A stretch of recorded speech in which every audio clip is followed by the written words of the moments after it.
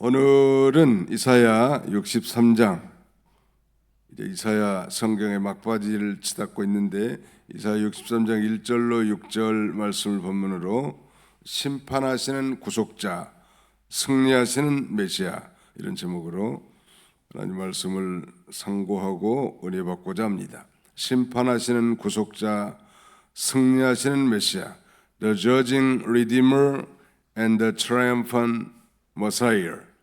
심판하는 구속자, 승리하는 메시아. 우리 제목을 한번 따라서 봅시다. 심판하시는 구속자, 승리하시는 메시아. 예, 바벨론 포로 생활로 인해서 지금 절망 가운데 처해 있는 유다 백성에게 하나님께서는 놀라운 환상을 지금 보여주시는데, 여기 좀 이야기는 어렵지만 선지자는 지금 이 에돔의 보스라에서 붉은 옷을 입고 오는 한 인물을 바라봅니다. 에돔은 에서의 후예들의, 즉 에서의 족속들이죠. 붉다는 뜻인데 에돔이란 나라의 수도가 바로 보스라죠. 근데 에돔의 보스라에서 붉은 옷을 입고 오는 한 인물을 바라보는데 그의 옷은 왕의 예복처럼 화려하지만 피로 물들어 있다는 것. 처음에는 피로 물들어 있으니까 전쟁에서 패배한 사람처럼 보였지만 실상은 이 피로 그들을 다 정복한 승리의 개선 장군이었습니다. 우리가 짐작할 수 있겠지만 오늘 본문의 이 장면은 단순히 에돔에 대한 심판을 훨씬 뛰어넘어 장차 오실 메시아 예수 그리스도의 승리와 또 세후의 심판을 예언하는 말씀입니다. 우리 구약의 가장 짧은 성경은 오바댜라고 할 수 있는데 오바댜서의 핵심 주제는 에돔 멸망입니다. 에돔은 야곱의 형 에서의 후예들의 족속들인데 대대로 이스라엘을 괴롭히고 대적한 세력이에요. 그러니까 오늘날로 말하면 교회를 해를 주고 손해줄 세력이 언제나 있다는 것. 그러나 반드시 하나님은 그 세력들을 심판하신다는 것을 우리에게 교훈해 주고 있습니다. 십자가에서 구속을 이루신 주님은 장차 심판주로 이 땅에 다시 오셔서 죄악을 완전히 제거하실 것인데, 우리는 그렇다면 이 심판하실 구속자, 승리하신 메시아가 어떤 분인가? 정말로 우리가 바라보고 의지하고 경외해야 할 그 메시아가 어떤 분인가? 한 세 가지로 요약할 수 있는데요. 첫째는 구원과 심판의 권세를 가지신 이라는 것, 1절의 내용이고, 두 번째는 홀로 구속사역을 이루신 메시아라는 것. 이 구속사역은 누구의 도움으로 이루어진 게 아니고 홀로 이루셨다는 것. 그 다음에 세 번째는 하나님의 때에 완전한 심판을 행하시는 여호와라는 것, 메시아라는 것. 이게 초림하신 예수님은 어린 양으로 오셔서 우리를 구원해 주러 오신 구원주이시지만 장차 구름을 타고 재림하실 이 메시아는 이제 하나님의 때에 완전한 심판주로 오실 심판하신 메시아이심을 우리에게 가르쳐 줍니다. 이사야는 구약의 복음서라고 했는데 이 복음이라고 하는 게 바로 예수 그리스도이시고 예수 그리스도의 십자가의 죽으심으로 말미암은 것인데, 궁극적으로는 이제 그 최후의 심판까지 다 포함되어 있다 할 수 있겠습니다. 제목을 한번 다시 따라해 봅시다. 심판하시는 구속자, 승리하시는 메시아. 예, 구속자. 이 구속자라는 말만 설명해도 많은 시간이 필요한데, 구속해 주실 분, 이 구속이라는 것은 값을 지불하고 우리를 구원해 주시다 그런 뜻입니다. 이 또 그 히브리 언어적 의미는 기업을 이어줄 자, 마치 룻기에서 나오는 이 보아스라는 인물은 나오미의 기업을 이어받을 자이고, 그는 예수님의 족보에 포함됐을 뿐만 아니라 장차 오실 이 구속자, 기업을 물을 자이신 예수 그리스도를 가리킵니다. 그러므로 이 구속자는 우리를 구원해 줄 뿐만 아니라 반드시 심판하시는 분이시고, 패배한 것 같지만 십자가에서 반드시 최후에 승리하시는 주님이십니다. 조금 더 구체적으로 살펴보면 우리가 바라보고 의지하고 경외할 메시아는 어떤 분인가? 구원과 심판의 권세를 가지신 메시아를 바라보라는 거예요. 1절을 다시 한번 잘 통찰하면서 한번 읽어보겠습니다. 63장 1절 시작.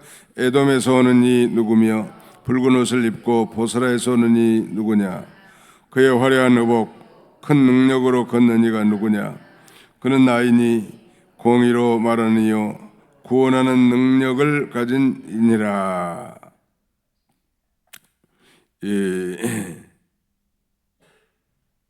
에돔에서 오는 이 누구며 붉은 옷을 입고 보스라에서 오는 이가 누구냐? 이날 성경에는 붉은 옷을 한자로 홍의라고 되어 있는데, 에돔에서 에돔에서 오는 자가 누구며 붉은 옷을 입고 보스라에서 오는 이가 누구냐 그랬는데, 이사야 선지자가 지적한 한 인물, 에돔에서 오고 붉은 옷을 입고 있는데,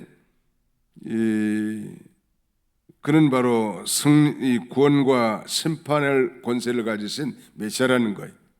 성경에서 에돔은 반복하지만 에서의 후손의 족속으로서 이스라엘에 대한 아주 원수의 대표예요. 이스라엘의 원수하면 에돔이란 말. 출애굽한 이후에도 그 에돔의 길로 통과하려고 했지만 허락하지 않았잖아요. 에돔이 어떻게 보면 자기 형제 후예들인데 말이죠. 그리고 이 성경에서는 전체적으로 이 에돔은 하나님의 백성을 대적하는 세력을 대표합니다.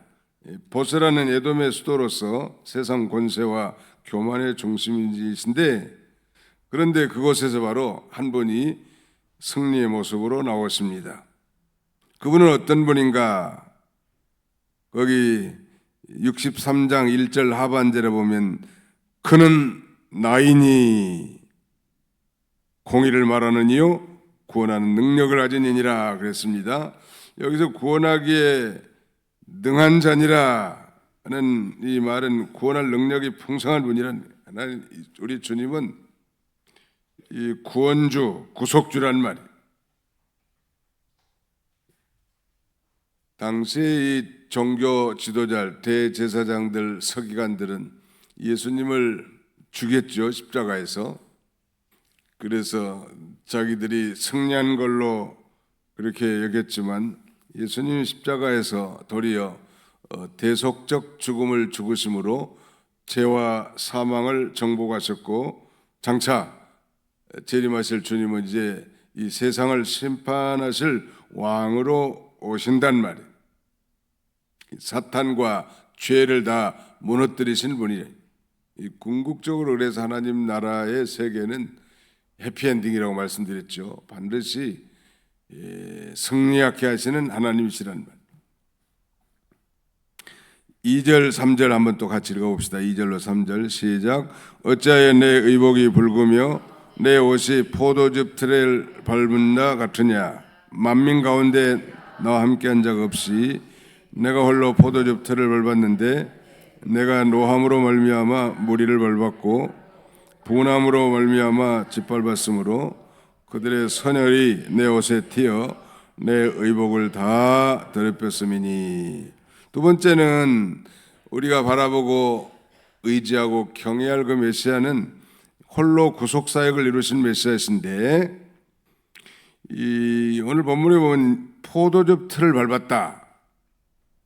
우리 요한계시록에서 그 포도주 추수에 대해서 살펴본 바 있습니다만, 그것은 곧 포도를 깨뜨려 검붉은 피 같은 색깔이 나온 것처럼 하나님의 심판을 예표하는 것입니다. 어찌하여 내 의복이 붉으며 내 옷이 포도즙 틀을 밟은 자 같으냐? 이사야 선지자는 그의 옷에 묻은 이 붉은 흔적을 보고 지금 묻는 거예요. 그러자 그분은 대답합니다. 만민 가운데 나와 함께 한 적 없이 내가 홀로 포도즙 틀을 밟았다 그랬는데, 여기서 중요한 건 홀로라는 표현입니다. 홀로 구속사역을 이루신 분이 인간의 죄의 문제, 인간의 그 저주와 비참함의 근본적인 문제를 해결할 분은 오직 예수님밖에 없단 말이에요. 믿으시기 바랍니다. 선지자도 그 어떤 제사장도 어떤 그런 능력 있는 왕도 결코 인간의 이 비참함과 저주의 문제인 죄의 문제를 해결할 수 없어요. 오직 예수 그리스도, 다른 이로서는 구원 얻을 수 없나니 천하 사람 중에 구원 얻을 만한 이름을 우리에게 주신 적이 없음이라 할 만큼 예수님이 유일한 죄의 문제를 해결해 주신 분이란 말. 그래서 하나님께서 친히 오셔서 이 구원의 일을 하셨는데 이것은 궁극적으로 이제 메시아로 오신 예수 그리스도가 겟세마네에서 아주 땀방울이 핏방울이도 기도하실 때도 홀로 싸우셨고 십자가 위에서도 홀로 모든 죄값을 다 담당하신 거예요. 자, 우리 성경을 한 군데 찾아볼까요? 요한계시록 14장입니다. 신약성경 요한계시록 제14장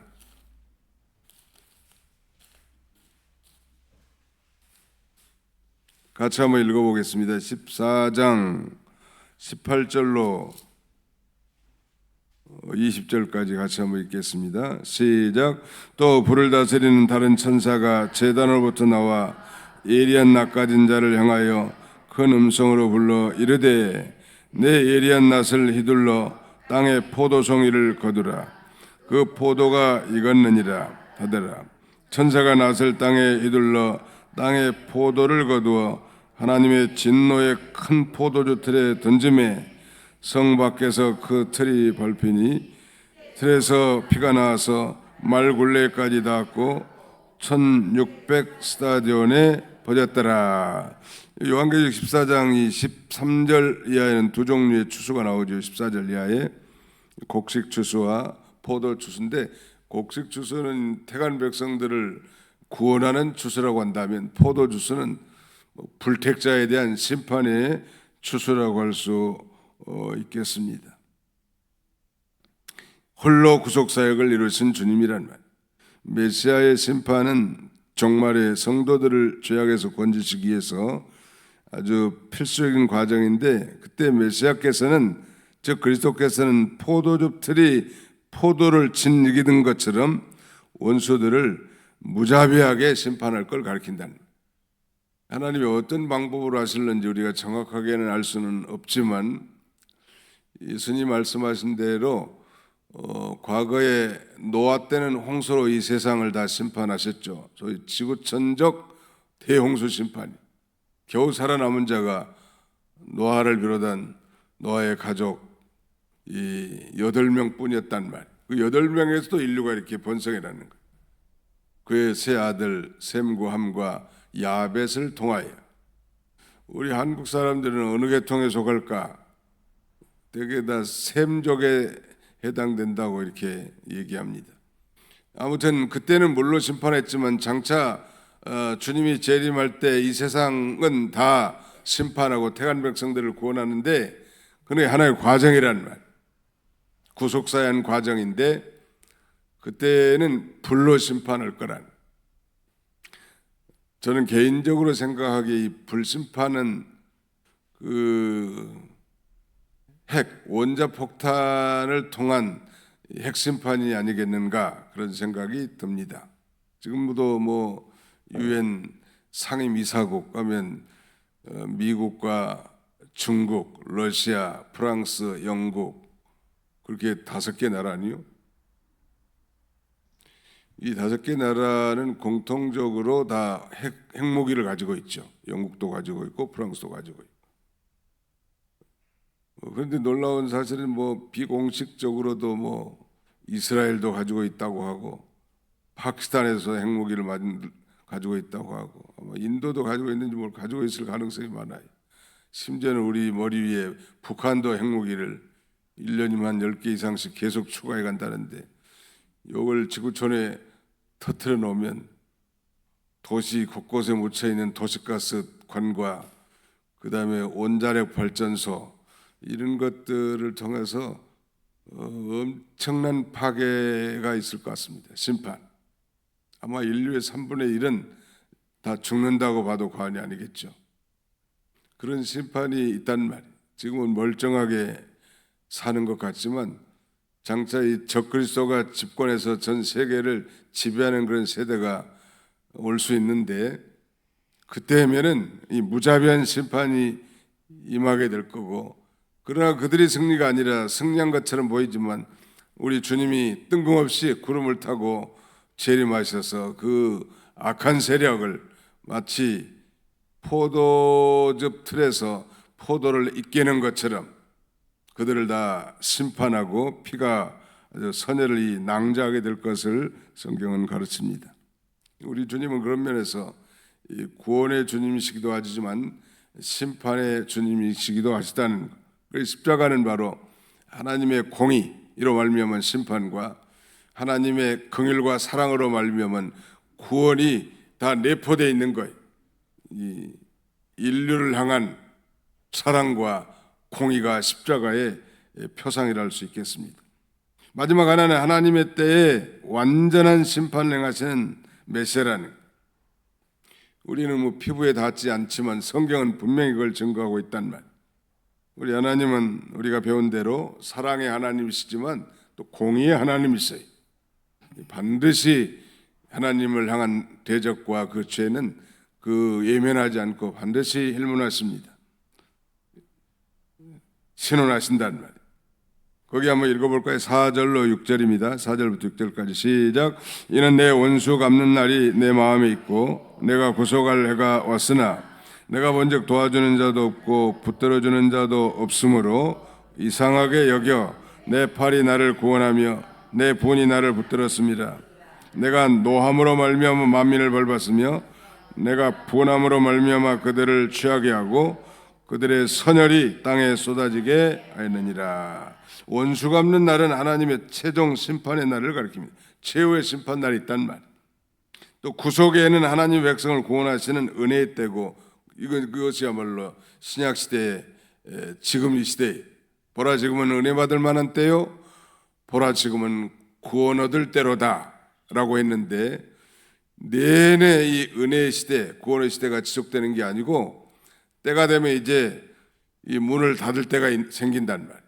그리고 이제 마침내는 최후에 우리 주님이 영광스러운 이 재림을 통한 이 세상을 아주 하나님의 때에 완전한 심판을 행하시는 건데, 그때가 언젠가 알 수는 없지만 아무튼 점점점 가까워졌고 저는 아주 임박했다고 생각합니다. 요새 뭐 이란과 미국이 종전 협정을 위한 MOU를 체결한다고 하는데, 좀 그 정세를 제대로 분별할 줄 아는 사람은 그 이란이란 나라가 그래서 없어질 나라가 아니, 이란의 사주를 받은 여러 그 세력들, 이 세력들을 저항 세력이라고 자기들은 말하지만 전부 다 이란의 사주를 받은 나라. 하마스의 세력, 이 가자 지구의 하마스 세력, 그 다음에 레바논의 헤즈볼라 세력, 그 다음에 저 아래 이 후티 반군, 예멘의 후티 반군, 그 다음에 이라크의 이슬람 무장 세력, 이거 전부 다 이란이 자금줄을 대가지고 이스라엘을 공략하는 세력인데, 요새는 그런 생각이 들어요. 뭐 꼭 맞는다고 말할 수는 없고, 이란이란 세력은 중동의 북한과 같습니다. 그러니까 백성들이 수백만 죽어도 눈 하나 깜빡하지 않고 자기 기득권 세력만 유지하면 되는 거예요. 김정은이나 뭐 김일성이나 다 똑같잖아요. 백성들에게는 안중이 없어. 말은 생각한다고 하지만 결국 그래서 이 이란이라는 나라는 이단의 공동체인데, 이단의 연합체인데 국가를 형성했고 중동에서 가장 무장된 군사력을 가진 그런 세력입니다. 이 나라는 원래 어떤 나라였냐면 전 세계를 제패했던 페르시아의 후예들이 대단한 자부심을 가지고 있죠. 그런데 이 이단 중에 이단, 산이단인 이슬람 세력이 국가를 형성했고 아주 중동의 맹주를 자부하면서 미국과 대적하는데, 그 사람들은 아마 겉으로는 이렇게 뭐 휴전나고 뭐 협정을 맺는 것 같아도요, 결코 굴복하지 않습니다. 아마 최후에는 그들이 이 세계를 어둡게 지배할 수도 있겠다 하는 생각이 듭니다. 알 수는 없지만 이 성경에는 제8왕이 등장한다고 했는데, 이 8왕은 앞에 있는 7 세력, 애굽이나 아수르, 바벨로니아, 페르시아, 그리스, 로마 이런 제국에서 나온 세력이라고 했거든요. 그 중에 하나란 뜻인데 아마 그럴 가능성이 아주 농후합니다. 이슬람은 목표가 뭐냐면 전 세계의 복음화가 아니라 전 세계 이슬람화예요. 전 세계를 다 이슬람화로 만드는 건데, 그야말로 이단 중에서도 산 이단이라고 했죠. 이단, 전 세계를 이단화 시키려는 게 그들의 목적입니다. 그 무서운 세력이요. 그래서 우리 기독교가 든든하게 자리를 잡고 하나님 나라를 확장해 나가는 것이 그래서 중요합니다. 언젠가는 이 어두운 세력이 지구촌을 지배할 그런 세대가 한번 오게 될 것 같지만, 그리고 궁극적으로는 이제 예수님이 재림하셔서 그 모든 적그리스도의 세력들을 다 완전하게 심판하게 될 것입니다. 하나님의 때에 하나님의 방법으로 완전한 심판을 행하실 그 메시아를 우리는 소망하고 기대하고 의지하고 경외하라는, 오늘 본문의 내용은 어떻게 보면 바벨론에 포로 잡혀간 유다 백성들의 회복에 대한 메시지 가운데 포함되어 있고, 그들을 대적한 그 에돔을 하나님이 반드시 심판하신다고 했는데, 이것이 굉장히 확장돼서 전 세계적으로 이제 하나님과 하나님의 교회를 대적하고 괴롭히는 그 세력을 반드시 하나님이 심판할 걸 가리키고, 자기 백성들을 구원하실 구속하는 메시아, 승리하는 메시아에 대한 메시지, 많이 어려운 내용이 목회자도 이해하기 어려울 만큼. 그러나 우리 주님은 사랑의 하나님이시지만 공의, 즉 심판하신 하나님인 줄 알고 그 하나님을 우리가 바라보고 의지하고 또 소망하고 경외하는 그런 복된 성도들 다 되시기를 주님의 이름으로 축원합니다. 기도합시다. 우리 통성으로 한번 기도합시다. 주일날 받은 말씀, 우리의 영적 성전을 지혜롭게 건축하라는 말씀 생각하면서 기도하시고, 환우들 어려움 당한 성도를 위해서 기도하고, 우리가 깨어서 기도하지 않으면 마귀에게 잡혀서 옳고 그름을 분별하지 못하고 대적을 무찌를 수 없어요. 그러므로 시험에 들지 않도록 깨어서 기도할 뿐만 아니라 능력 있는 그리스도인으로 살도록 힘있게 기도하고 하나님을 의지함으로 이 간절히 시간 한 2, 3분 동안 간구하는 시간 갖도록 하겠습니다. 통성으로 기도하겠습니다.